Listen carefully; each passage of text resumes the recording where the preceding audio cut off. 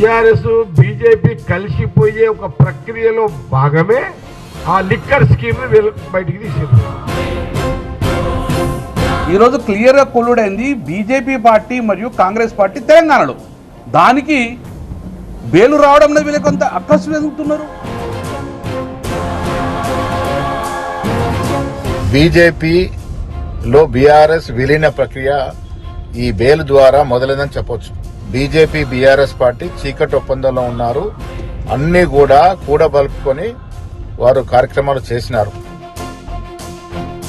ఇవాళ మహేష్ కుమార్ గౌడ్ కావచ్చు, కాంగ్రెస్ పార్టీ నాయకులు కావచ్చు, సుప్రీంకోర్టు న్యాయ వ్యవస్థ విశ్వసనీయతను ప్రశ్నిస్తా ఉన్నారు.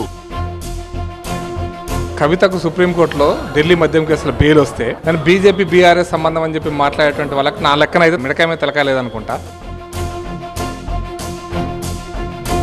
ఈ ముగ్గురు రోజుది మీ మోడీ గారికి 5 సంవత్సరాలు సుప్రీంకోర్టులో అటార్నీ జనరల్ గా పనిచేసాడు.